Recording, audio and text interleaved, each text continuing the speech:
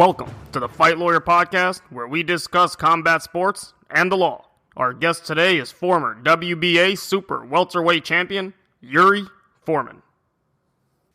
Yuri, thanks so much for taking the time to do this. Thank you for having me on your show, Dmitry. Let's talk a bit about your life, upbringing, how you got started in boxing. Well, I started in boxing back in Soviet Union. It was in mid-'80s, like 87 to be exact. I was 7 years old. First, I've been bullied a couple of times in the swimming classes I was taking. And my mom decided to take me to boxing gym so I'd be able to defend myself. She was clearly open-minded mother who thought that boxing would be actually good for her son, which it is. Boxing is a really great sport. It gave me confidence in protecting myself. And I went to the gym, and the love from the first sight. And you fought as an amateur in Israel, is that right? Yeah, I fought. I had I think 3 or 4 amateur fights when I was a kid. If it's considered amateur experience at all, I was about 8-9 years old. And then in Israel, I've been an amateur. I had about 50-60 fights. Yeah. Now, you came to the United States and you chose Brooklyn, New York to settle in. Why did you decide to call Brooklyn home? Since childhood, I already knew what I wanted to do in life. I wanted to be a boxer. I wanted to be world champion. And growing up, let's say for example, in Israel, sometimes my family immigrated in 1991 with the biggest wave of immigrants from former Soviet Union republics. So always felt a kind of a second-class citizen at that time. It was interesting because, it's interesting, kind of a paradox. In Russia, if you are a Russian Jew, they call you Jew or Žid, you know the word. And in Israel, everybody called me Russian, It's only in Brooklyn, New York, in the United States, really, where nobody really give a damn your background, who you are. They're just appreciating for your talent, for who you are, and not your ethnicity. Now, when did you say to yourself in the United States, or was that in Israel, hey, I can make a career out of this? Well, I became a 3-time national champion in Israel.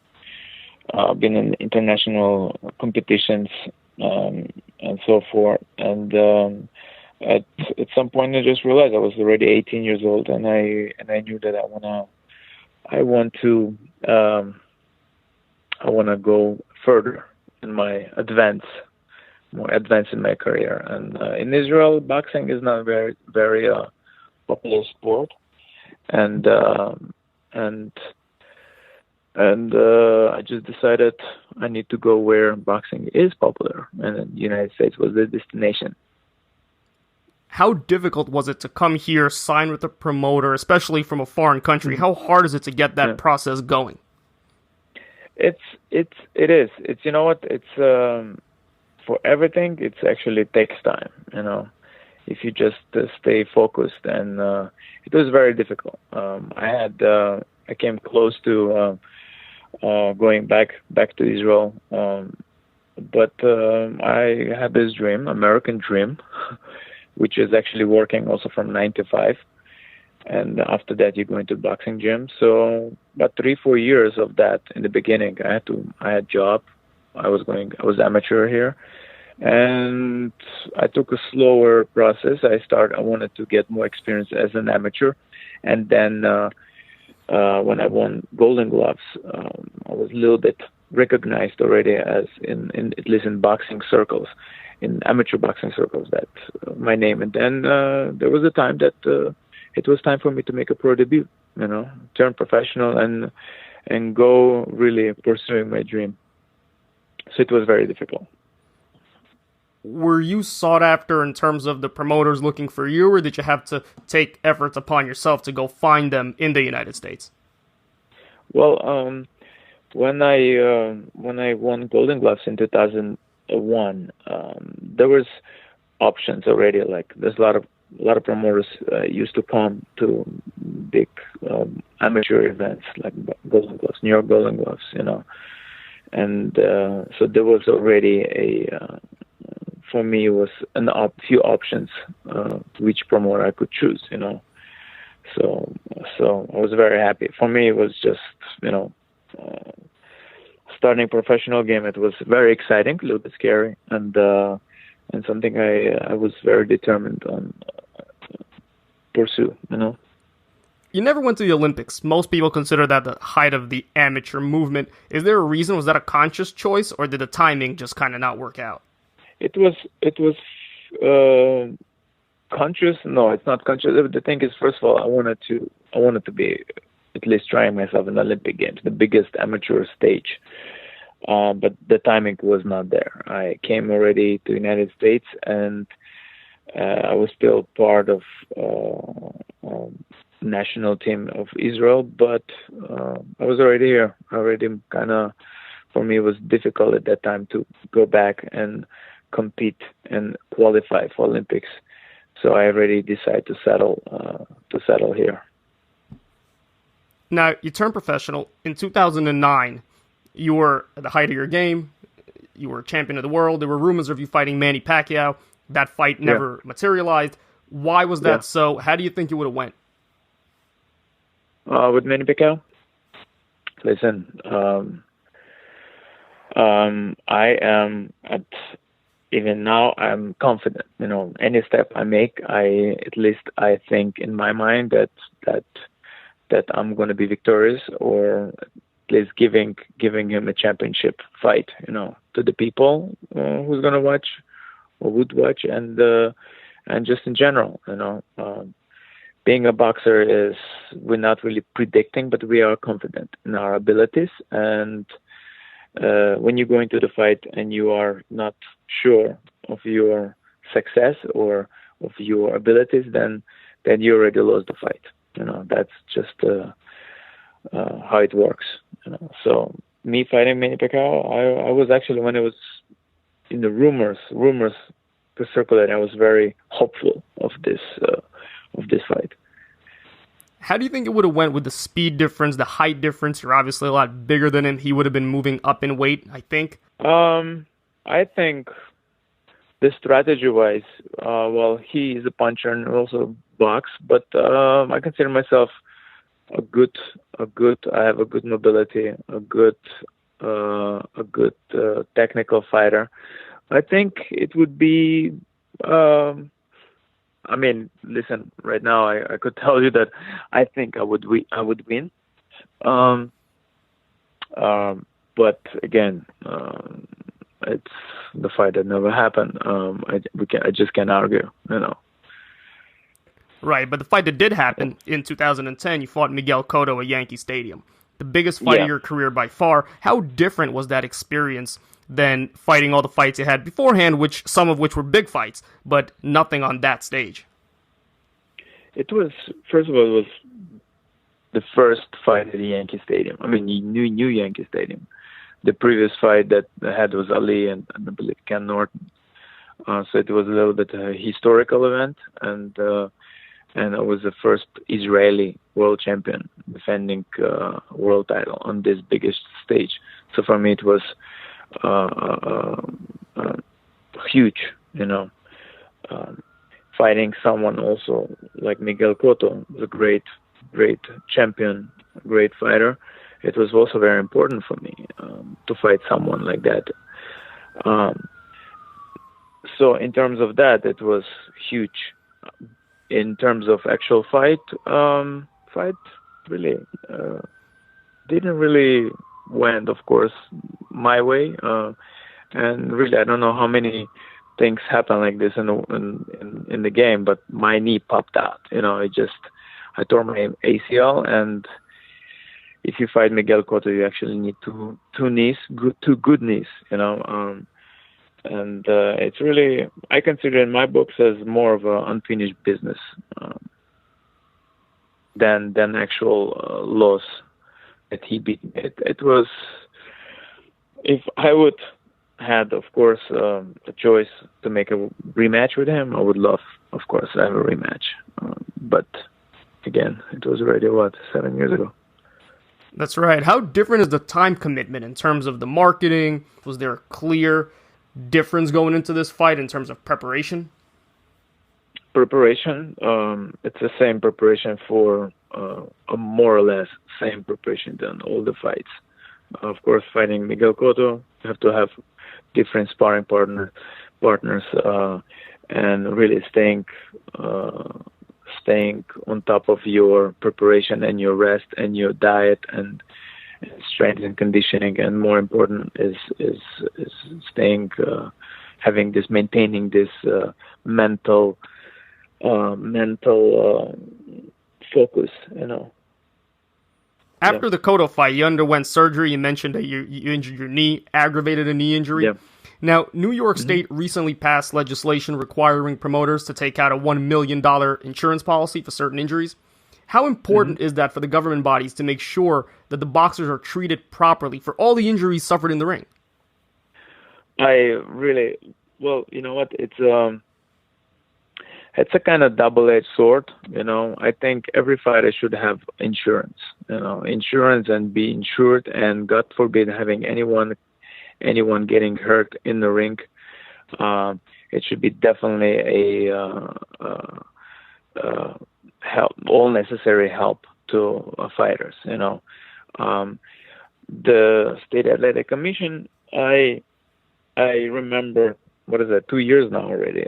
This whole rumors about they trying to kill the sport of boxing with this $1 million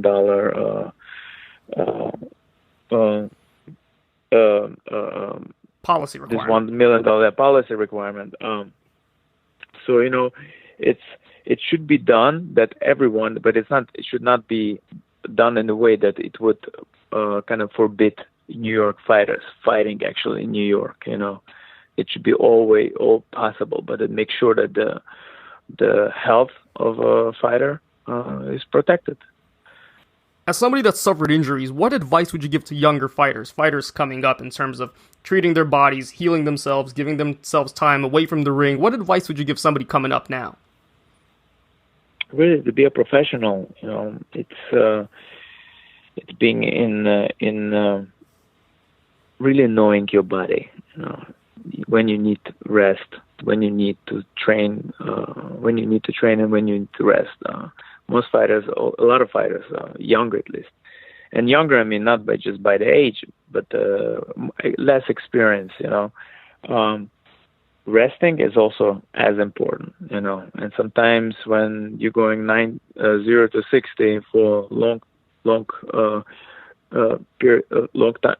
periods of time, your body just give up, and it affects your performance in the ring. So rest.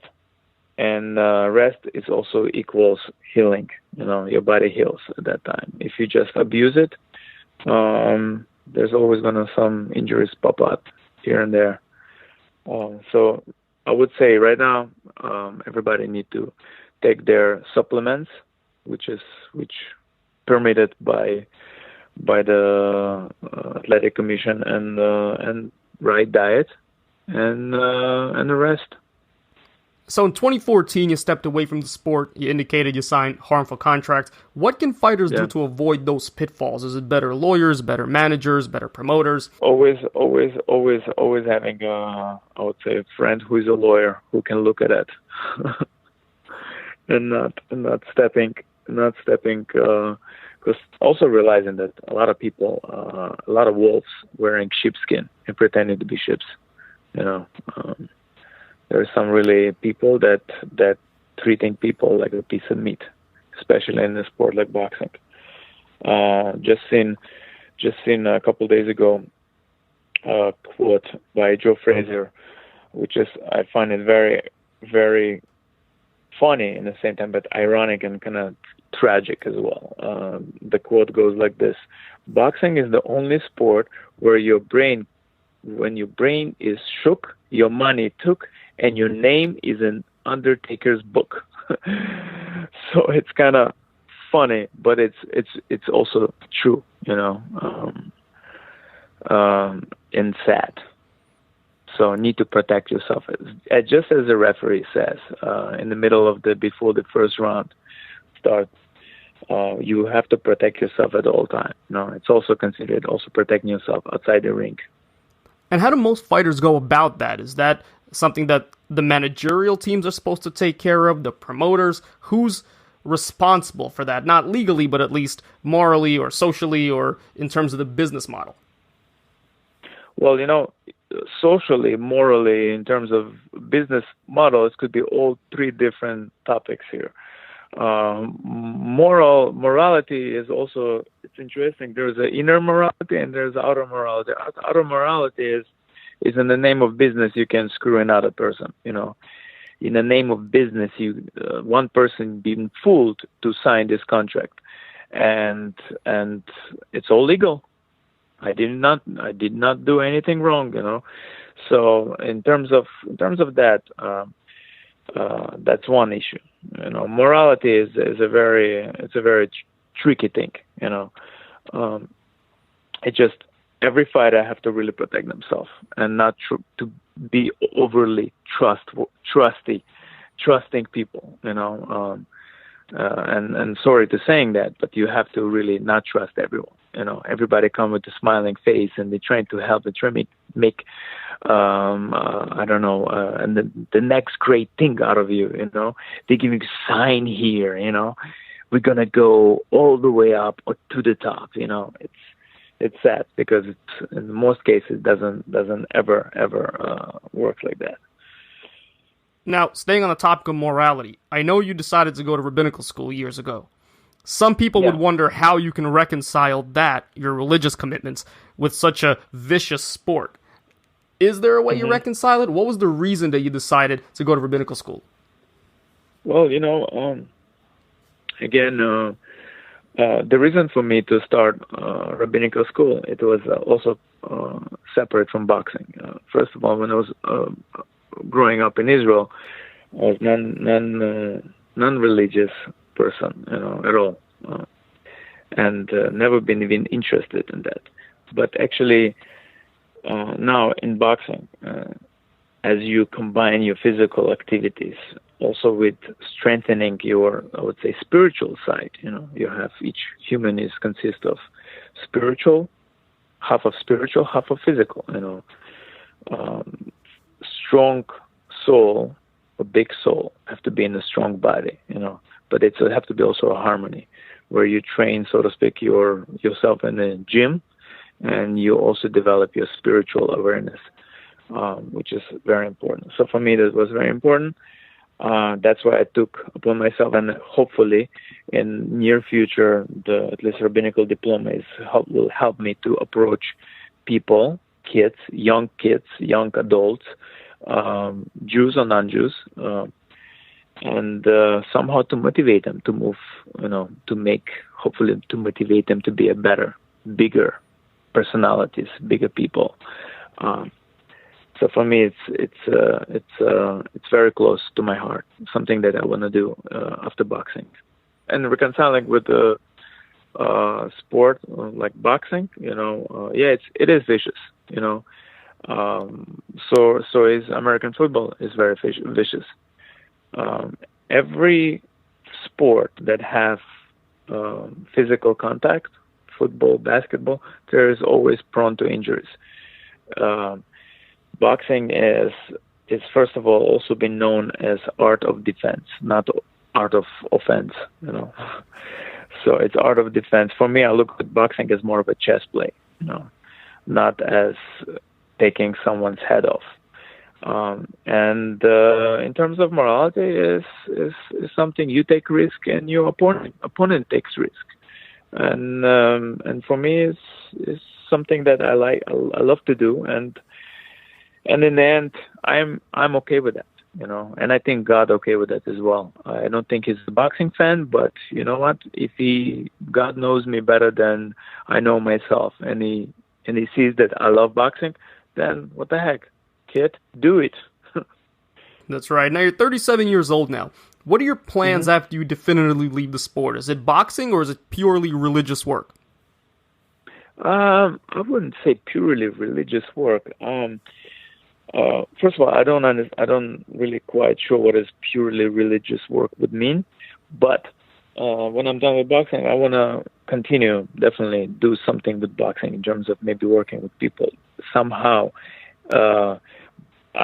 Boxing have so much great qualities in terms of, first of all, boxing brings people together. I don't know if you went to boxing matches before. You see in the crowd people of all type of all kind of ethnic groups, all kind of religious groups. There is Muslims, there is Jews sitting side by side, Christians, Hindus, everyone. Everybody. Sport unites people. Boxing unites people, and through that also you can connect to people, to their inner selves, and to perhaps if they open enough and they would like to, let's say, I don't know, to be a little bit more elevated. I'm sure you can tweak few things here and there and motivate them, motivate them to be more aware, more of really bigger people, bigger, not the size, big as I would say, big spirit. That's right. Now, I know you train some fighters now. Is that a career that you may look to in the future? Is this something that you're naturally good at, or just something that kind of you're interested in and you do it at the gym? I do it in the gym sometimes. First of all, I like to work with people. I like meeting new people. I think also seeing the progress. Let's say people have some issues. Let's say they're trying to lose weight, and you see. You're trying to motivate them to lose weight, and they changing. They changing. They lose weight. Their personality changes. They become much more happier. They become much more just way cooler people to hang out with. And it makes me happy. It makes me happy. It's not just that I'm spending time with them training. We schmooze. We have great time, but also see their results. It's something priority. Now, I'm always interested in asking boxers, with all the health risks involved in the sport, especially some of the things that were uncovered recently with some other fighters, if your kids ever wanted to approach you and say, hey, I want to start a career in boxing, how would you react to that? Well, first of all, my kids also have some kind of independence. They can